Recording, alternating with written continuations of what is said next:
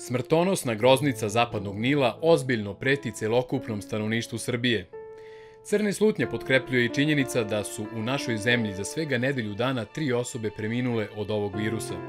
Sezonsko oboljenje koje se prenosi ubodom zaraženog komarca najčešće se registruje u julu, ali njegov najjači udar očekuje se u avgustu. Među građanima Srbije za sada ne vlada panika, ali za svaki slučaj planiraju da preduzmu izvesne mere odbrane. Mrežice na prozore, razne kreme. Pošto radimo u apoteci, tu su moji svi, pa oni će da mi preporuče. Da li se plašite vi od toga? Da li se plašim? Pa ko se ne plaši nekakvog virusa, taman posla? Da li ima neko da se ne plaši? Pa ne znam, zapalit ću neku mirišljivu sveću, nešto. To nema šanse da se može zaštiti. Kako? Ako je zaražen komarac, nema šanse. Mislim na preventivu tipa sprejevi ili mrežice ili šta god. Ma ne možeš ti, kakve mrežice, sprejevi, nema šanse. Mislim, teoretski može, ali naće se uvijek jedan u stanu. Da vam iskreno kažem, prvi put sam čula, a inače stavljam samo tablete u sobu i trujem i sebe i njih. To je to. Od groznice sam stradala, sin mi je stradalo 27 godina. I to mi je jako teško pada.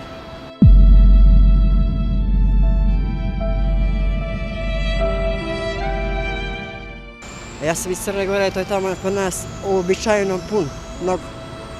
Pričate o groznici Zapadnog Nila, tako? A da, kod nas to hara mnogo. A kako možda se zaštitimo? Nikako. Ko je srećan, taj ne dobije, ko nije.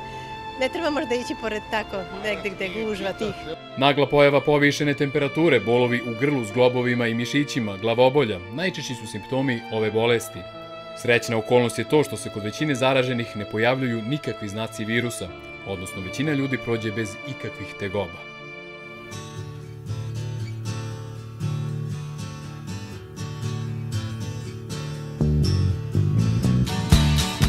Nepoverljiv kakav je srpski narod nije uvek sklon da bezuslovno veruje u sve što mu se servira.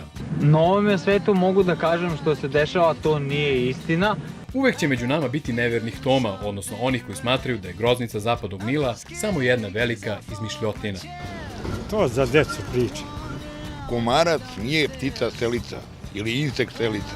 Znači, on gde nađe okupaciju, on je tu. I ne seli se.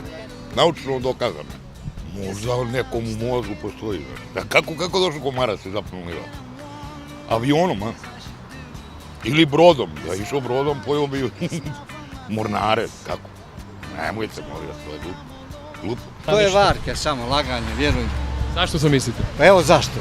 Znači moram biti prvo bolesan ako mu ujede, znači ako nije organizam otporan, to je tako, to je gotovo. Ako što tebe da ujede, ma ništa ti sine ne može, vjeruj mi, to je samo priča.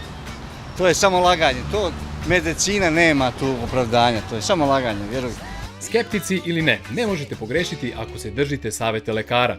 Ukoliko do sada niste, počnite da koristite sredstva protiv komaraca, stavite zaštitnu mrežu na prozore i vrata, izbegavajte šumu i priobalje, kao i boravak na otvorenom u sumrak i u svitanje i nosite komotne odevne predmete, jer ovaj dosadan insekt može da ujede i kroz pripijenu odeću.